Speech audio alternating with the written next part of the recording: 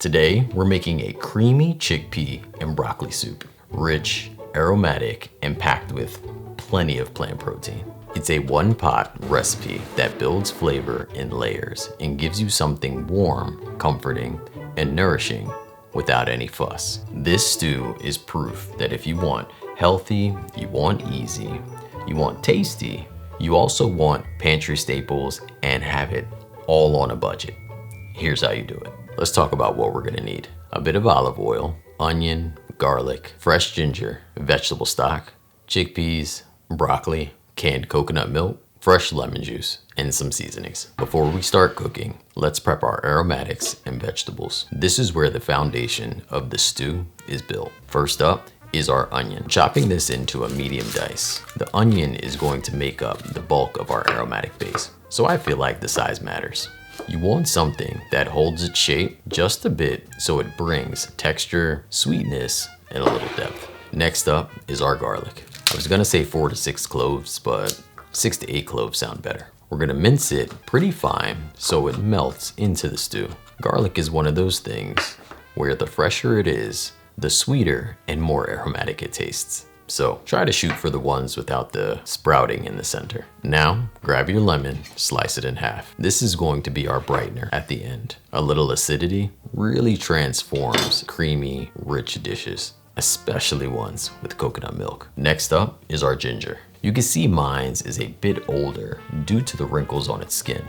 If you're in this position, simply peel it away. Now, if you have fresh ginger, keep it on there. When grating it, you don't want to miss out on all the nutrients and fiber that comes with simply just leaving the skin on. And now, one of the co-stars of today's show, our broccoli. We're cutting it into bite-sized florets. Broccoli stems are great in stir fries, fried rice, or even like this, soups.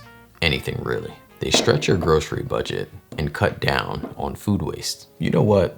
Soups like this always bring me back and remind me of when I first started cooking for my girlies. I used to cut broccoli way too big, and they would give me that look like, "Dad, what am I supposed to do with this?" So now I pretty much just cut them smaller, so this way they can eat the broccoli whole.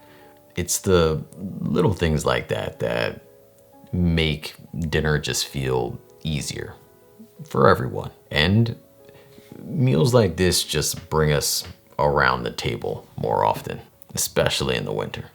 Our last step before cooking is mixing up our spices. In a small bowl, we're combining cumin, coriander, turmeric, black pepper, smoked paprika, garam masala, and a pinch of salt.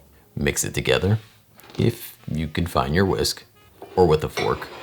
And doing this beforehand helps them bloom evenly and prevents you from scrambling once they hit the heat. All right, now it's time to bring out your pot. I'm using a Dutch oven today because it retains heat beautifully and keeps the stew warm long enough after I'm done cooking. We're gonna start by adding in some olive oil. Once it's hot, add in your diced onions and just a pinch of salt. This will help draw out the moisture without breaking the onions down too quickly, so they stay just firm enough to add texture later on. We're gonna give this a cook for about 5 to 7 minutes until soft and translucent. Next, add the grated ginger. I grate it directly into the pot, and the minced garlic coming in right behind that. Cook for about a minute until everything becomes fragrant. This is the part of the prepping process where suddenly my wife has something she needs to do in the kitchen, but I know better. So my spatula becomes my knife as I wield it to protect the pot. My wife's gonna kill me when she sees this. Next, let's add in the spice blend. Blooming the spices for about 30 to 60 seconds wakes up their oils and brings out a deep flavor. This step makes all the difference.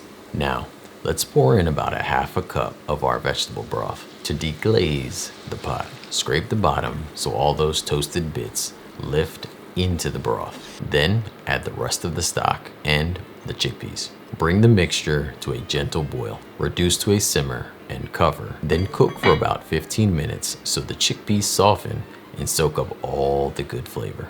Once that finishes up, uncover it and add in the broccoli florets. Cook and cover for another 5 minutes. I like my broccoli bright and somewhat crisp.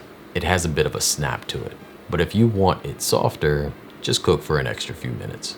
With your broccoli finished up, reduce the heat to low and pour in your coconut milk and stir gently. This is canned coconut milk. Sometimes it's listed as canned coconut cream.